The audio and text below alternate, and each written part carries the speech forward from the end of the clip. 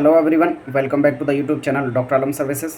I am Mohammad Wais Alam, third year MBBS student at government medical college Fatehpur.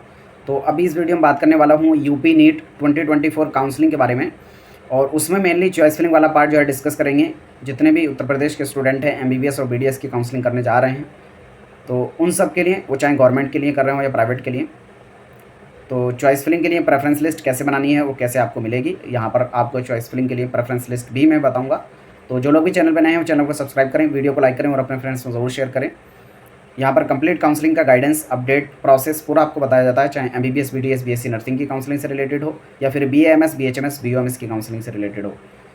यहाँ पर सबसे पहले मैं ये बताऊँगा कि अलॉटमेंट जो है कैसे किया जाता है, ताकि आपको ये आइडिया रहे कि किस बेस पे जो है आपको सीट अलॉट होगी। तो यहाँ पर जो है, जो भी आप चॉइस फिलिंग करेंगे तो वो सिस्टम जनरेटेड होगी, यानी आप जो है अपनी चॉइस फिलिंग का प्रेफरेंस चॉइस फिलिंग में डालेंगे। जो कंप्यूटर है वो आपकी चॉइसेस को रीड करेगा और फिर उसके बाद अलॉटमेंट करेगा। किस बेस पर आपका अलॉटमेंट होगा? वो होगा आपकी चॉइस फिलिंग के बेस पर। उसके साथ ही आपकी ऑल इंडिया रैंक कितनी है, उसके साथ ही जो कॉलेज है उस कॉलेज की डिमांड कितनी है, यानी आपसे पहले की जिनकी रैंक है, तो आपसे पहले कितने स्टूडेंट ने उसको चॉइस किया है कॉलेज को, तो ये होता है कि कॉलेज की डिमांड कितनी है। फिर नेक्स्ट फैक्टर जो डिपेंड करेगा वो होगा कि उस कॉलेज में कितनी सीट्स हैं। तो ये सारे पैरामीटर्स मिलाकर डिसाइड होता है कि आपको सीट मिलेगी या नहीं मिलेगी। फॉर एग्जांपल, किसी कॉलेज में जो सीट्स अवेलेबल हैं उसमें से अगर जो डिमांड है उस कॉलेज की कम रही है आपकी रैंक के अकॉर्डिंग, यानी आपसे जो अच्छे रैंक वाले स्टूडेंट हैं उन्होंने उस कॉलेज को नहीं मांगा है और उसमें अभी सीट वैकेंट है, तो आपको जो है मिल जाएगी। हालांकि एक्चुअल में ये जो अलॉटमेंट है वो कैटेगरी रैंक की बेस पर होता है। ये मैंने पूरा डिटेल में डिस्कस किया था, जो ऑल इंडिया वाली प्रेफरेंस लिस्ट के बारे में मैंने बताया था, और उसमें टॉप 150 कॉलेजेस की प्रेफरेंस लिस्ट भी आपको प्रोवाइड की थी। तो जिन लोगों ने वो वीडियो नहीं देखी है आप जाकर देख लें, नीचे डिस्क्रिप्शन में उस वीडियो का लिंक दिया है, आप वहाँ से जाकर देख सकते हैं।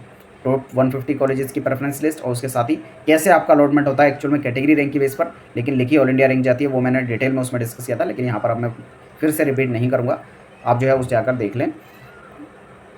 यहाँ पर इससे पहले कि मैं आगे बढ़ूँ, एक और चीज़, जो लोग भी काउंसलिंग करने जा रहे हैं तो हमारे चैनल डॉक्टर आलम सर्विसेज पर पेड काउंसलिंग भी कराई जाती है, जिसका चार्ज लोएस्ट है सभी प्लेटफॉर्म का। जस्ट 1200 रुपये में आपको कंप्लीट काउंसलिंग का गाइडेंस, रूल्स, रेगुलेशंस, अपडेट पूरा प्रोसेस में बताया जाता है। उसके साथ ही जो आपको कॉलेजेस की प्रेफरेंस लिस्ट भी दी जाएगी, ऑल इंडिया कोटा की भी, स्टेट कोटा की भी, पूरे इंडिया के जितने भी स्टेट हैं सभी की state wise preference list ready हो गई है, क्योंकि ऑलरेडी काफ़ी स्टूडेंट जो हमारे साथ जुड़ चुके हैं, तो उनके लिए मैंने पूरी प्रेफरेंस लिस्ट बना के रेडी कर रखी है। उसके साथ ही state wise top to bottom colleges, all India के top to bottom colleges preference list पूरी तैयार है। तो जो लोग चाहते हैं वो ज्वाइन कर लें, नीचे डिस्क्रिप्शन में लिंक है। जैसे वहाँ से आप ज्वाइन करेंगे, मैं पेड काउंसलिंग वाला जो ग्रुप है उसमें ऐड कर दूँगा, जहाँ पर पूरी प्रेफरेंस लिस्ट वगैरह ऑलरेडी अवेलेबल है और इन्फॉर्मेशन आपको दी जाती है।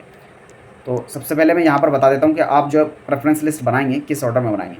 जो ऑर्डर हमने रखा है, प्रेफरेंस लिस्ट जो हमने बनाई है, उसमें भी आपको थोड़े थोड़े चेंजेस करने पड़ेंगे। वो किस बेस पर होंगे? वो होंगे आपके पर्सनल प्रेफरेंस की बेस पर। कुछ स्टूडेंट ऐसे हो सकते हैं वो अपने घर के पास वाले कॉलेजेस को पसंद करेंगे, तो उनके लिए जो कॉलेजेस हैं उनको थोड़ा ऑर्डर चेंज करना बनता है। या कुछ ऐसे स्टूडेंट होंगे जो दूर की तरफ जाना चाहते हैं अपने घर से, तो ऐसे स्टूडेंट के लिए जो प्रेफरेंस लिस्ट है उसमें थोड़े चेंजेस करने होंगे।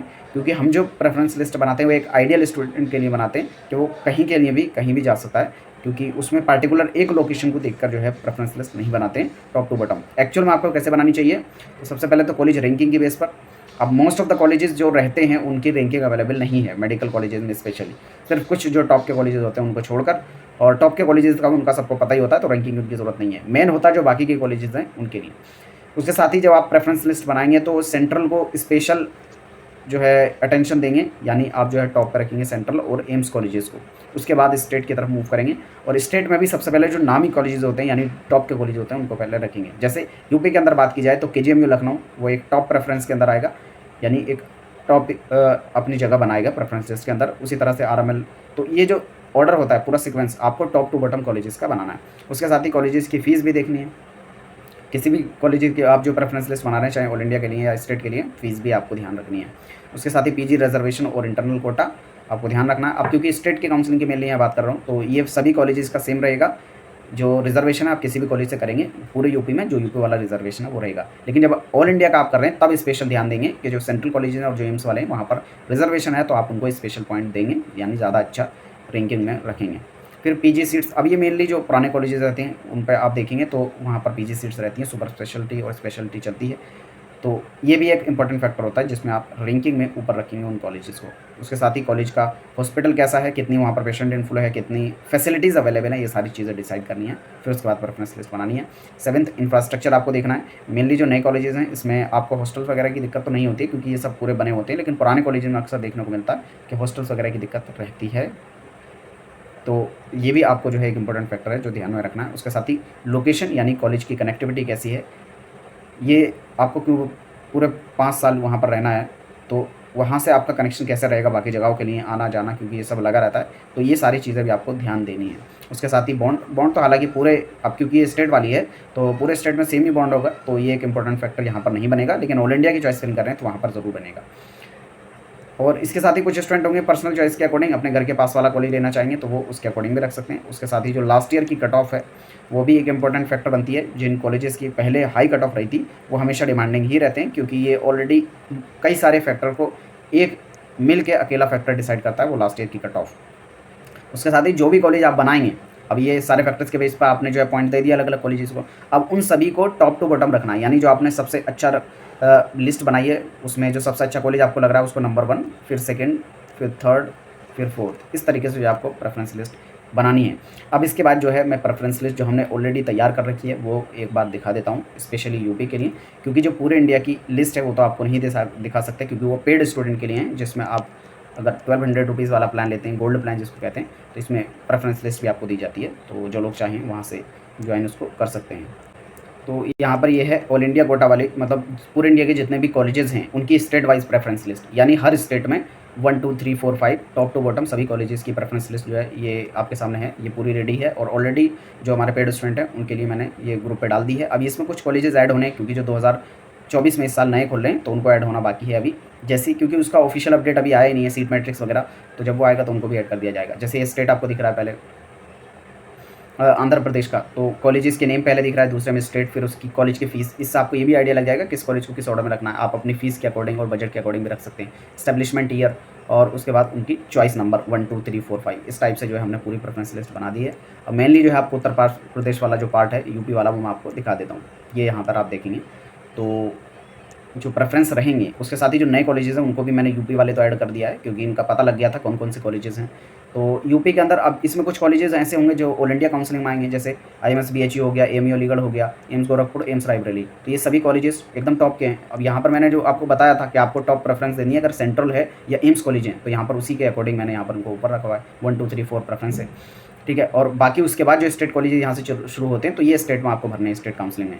जैसे अगर यहाँ से इस प्रेफरेंस के अकॉर्डिंग आपको 5th दिख रहा है, लेकिन स्टेट काउंसलिंग में इसको नंबर 1 दिया जाएगा, KGMU लखनऊ, RML, फिर उसके बाद GSVM कानपुर, प्रयागराज, मेरठ, नोएडा। अब ये PDF जो है मैं वहाँ पर प्रोवाइड नहीं कर सकता टेलीग्राम पर, हालांकि मोस्टली जो वीडियो बनाता हूँ प्रोवाइड करता हूँ क्योंकि ये पेड स्टूडेंट के लिए। फिर आगरा, गोरखपुर, झांसी, इटावा, शाहजहाँपुर, फिर अम्बेडकर नगर, कन्नौज, जालौन, आजमगढ़, बांदा, फैज़ाबाद, फिरोजाबाद, बदायूं, सहारनपुर, रामपुर, बहराइच, एटा, देवरिया, फतेहपुर, सिद्धार्थनगर, हरदोई, प्रतापगढ़, मिर्ज़ापुर, जौनपुर, गाज़ीपुर। फिर उसके बाद जो नए कॉलेजेस हैं, अब नए कॉलेजेस को मैंने किस ऑर्डर में रखा है ये एक बार थोड़ा आपको बता देता हूँ, क्योंकि नए कॉलेजेस में मेनली स्टूडेंट को दिक्कत रहती है। तो यहाँ पर आप देखेंगे तो सबसे पहला जो नए कॉलेज 2024 में यहाँ से खुले हैं, ये है बुलंदशहर को नंबर 1 पे रखा है। उसका मेन वजह ये है कि यूपी के अंदर जो वेस्ट वाले कॉलेजेस हैं उन सब की जो डिमांड है वो हाई रहती है। तो पहली बात तो ये वेस्ट की तरफ है बुलंदशहर, और दूसरा ये सिटी में होने की वजह से, यानी इसकी लोकेशन बाकी कॉलेजेस के कंपैरिजन में अच्छी है। इस वजह से जो नए कॉलेजेस होते हैं उसमें आपको मेन ध्यान देना होता है उसका हॉस्पिटल, उसकी लोकेशन, कनेक्टिविटी, और उसके साथ ही मतलब वो सिटी में है या फिर अवे फ्रॉम सिटी है, और उसका हॉस्पिटल जो है खुद से अटैच्ड है या फिर डिस्ट्रिक्ट हॉस्पिटल के साथ। ये सारे फैक्टर्स को ध्यान में रखते हुए ही इनकी जो प्रेफरेंस लिस्ट बनाई गई है।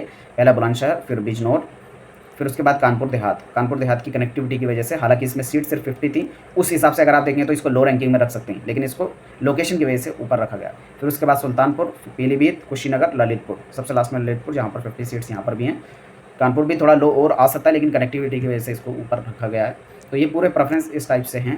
तो इसके बाद आपकी कोई क्वेरी बचती है नीचे कमेंट बॉक्स में बता देना, मैं ज़रूर अप्लाई करने की कोशिश करूँगा। Thank you.